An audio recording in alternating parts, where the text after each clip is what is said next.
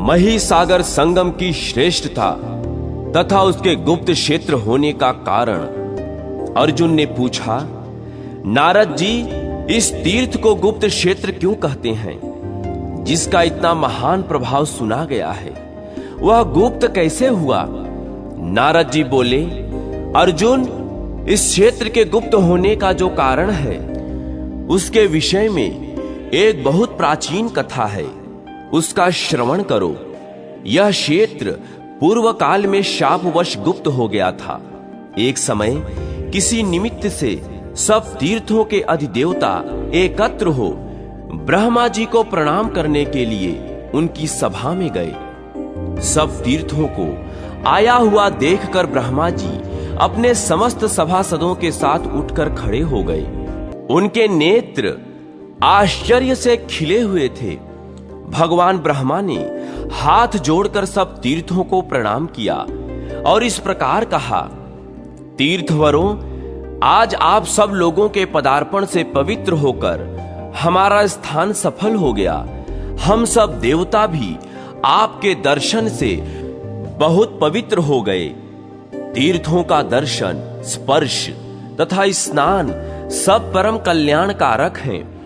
बड़े बड़े पापों से भरे हुए जो भयंकर एवं अत्यंत निर्दय मनुष्य हैं, वे भी तीर्थ में पवित्र हो जाते हैं। फिर जो धर्मपरायण हैं, उनके लिए तो कहना ही क्या। यों कहकर ब्रह्मा जी ने अपने पुत्र पुलस्त्य को आज्ञा दी, बेटा, तुम तीर्थों के लिए शीघ्र ही अर्घ ले जाओ, जिससे मैं पूजन करूं। जब अर्घ देने योग्य असंख्य पुरुष एकत्र हो जाएं, तब पूजन काल में उन सब से श्रेष्ठ एक पुरुष को एक अर्घ प्रदान करना चाहिए। पिता की यह आज्ञा पाकर पुलस्त्य जी बड़े वेग से एक उत्तम अर्घ पात्र सजाकर ले आए। ब्रह्मा जी ने उसे हाथ में लेकर सब तीर्थों से कहा, आप सब लोग मिलकर किसी एक मुख्य तीर्थ का नाम बतलावें, मैं उसी को अर्घ देना चाहता हूं। ऐसा करने से मुझे अन्याय रूपी दोष नहीं लगेगा। तीर्थ बोले, प्रभु, हम किसी प्रकार भी आपस में श्रेष्ठता का निर्णय नहीं कर पाते, इसीलिए आपके पास आए हैं। आप ही हम में से जो श्रेष्ठ हो उसको समझकर अर्घ दीजिए। ब्रह्मा जी बोले, मैं आप लोगों में से किसी एक की श्रेष्ठता को नहीं समझ पाता। आप लोगों को नमस्कार है। आप सभी अपार महिमा से संपन्न हैं, अतः स्वयं ही अपने में से श्रेष्ठ पुरुष को बतलावें। ब्रह्मा जी के ऐसा कहने पर जब उनमें कोई भी बहुत देर तक कुछ न बोला, तब महिसागर संगम तीर्थ ने कहा, चतुरानन, आप शीघ्र मुझे यह अर्घ प्रदान करें, क्योंकि दूसरा कोई भी तीर्थ मेरी करोड़वीं कला के सामने पूरा नहीं पड़ता है। पूर्व काल में महाराज इंद्रद्युम्न की तपस्या से तप कर यह सर्व तीर्थमयी समूची पृथ्वी मही नाम वाली नदी हो गई है। वह सब तीर्थों सहित मुझसे आकर मिली है, इसीलिए मैं तीनों लोकों में सर्व तीर्थमय होकर प्रसिद्ध हूं। तीर्थराज महिसागर संगम के ऐसा कहने पर अन्य सभी तीर्थ मौन रहे। देखें ब्रह्मा जी हमारे विषय में क्या कहते हैं। यह सोचकर कोई कुछ न बोले। तब ब्रह्मा जी के ज्येष्ठ पुत्र धर्म ने अपनी दाहिनी भुजा उठाकर इस प्रकार कहा, अहो, बड़े कष्ट की बात है। इस तीर्थराज महिसागर संगम ने मोहवश बड़ी कुत्सित बात कह डाली। साधु पुरुषों को उचित है कि वे अपने में अच्छे गुण होते हुए भी उनका अपने ही मुख से बखान न करें। जो भरी सभा में दूसरों पर आक्षेप करते हुए अपने गुणों का वर्णन करता है, वह रजोगुणी, अहंकारी तथा निंदित है। इसलिए यह तीर्थ इन सब गुणों के रहते हुए भी अपने अहंकार के कारण विख्यात न होगा। इसका स्वरूप विध्वस्त सा हो जाएगा। धर्मदेव के ऐसा कहने पर सब और हाहाकार का शब्द गूंज उठा। तब योगेश्वरी स्कंद जी तथा मैं दोनों शीघ्रता पूर्वक वहां जा पहुंचे। कार्तिकेय ने उस देव समाज में धर्म से इस प्रकार कहा, धर्म, तुमने धृष्टता के कारण जो यह शाप दे डाला है वह अनुचित ही हुआ। कोई भी बतावे तो सही कि तीनों लोकों में विद्यमान समस्त तीर्थों में कौन सा ऐसा तीर्थ है जिससे यह महिसागर संगम अर्घ पाने का अधिकारी नहीं है।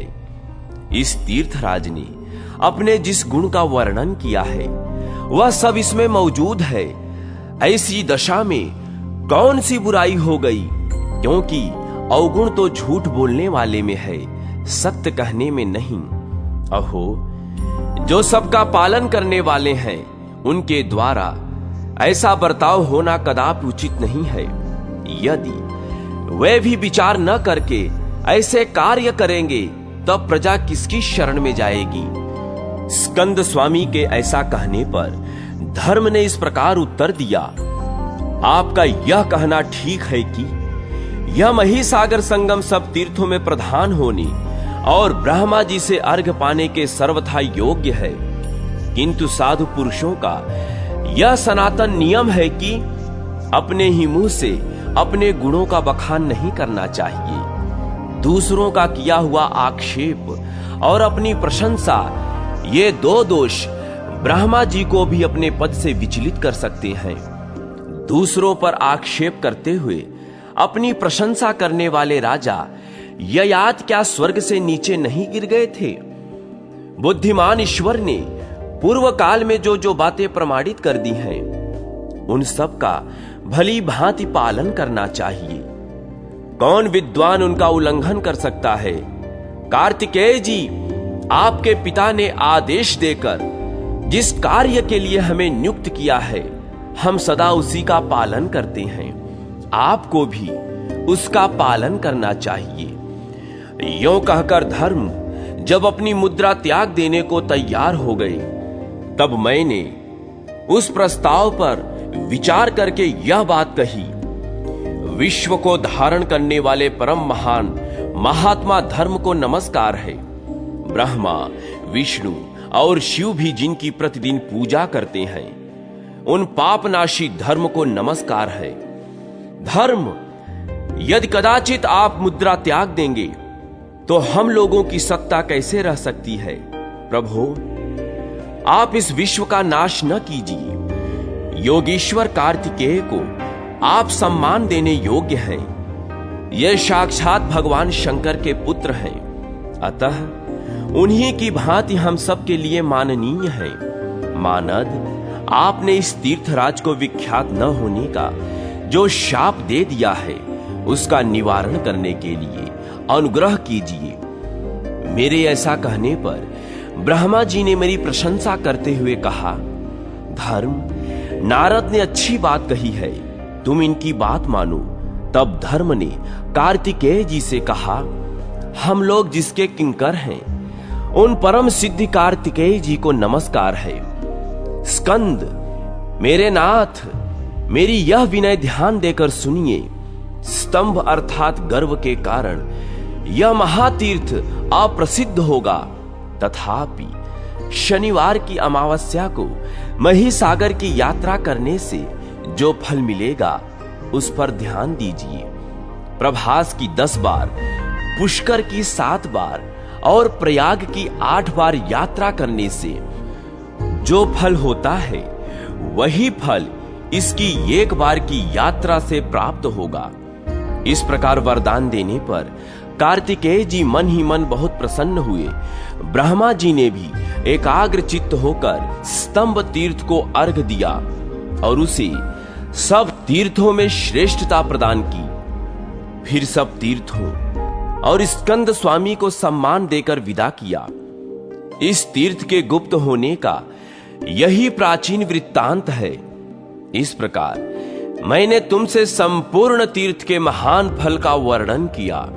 यह सब आदि से ही सुनकर पुरुष सब पापों से मुक्त हो जाता है। सूत जी कहते हैं, यह सब सुनकर विस्मय में पड़े हुए अर्जुन ने उस तीर्थ की बड़ी प्रशंसा की और नारद आदि से विदा लेकर द्वारका को प्रस्थान किया।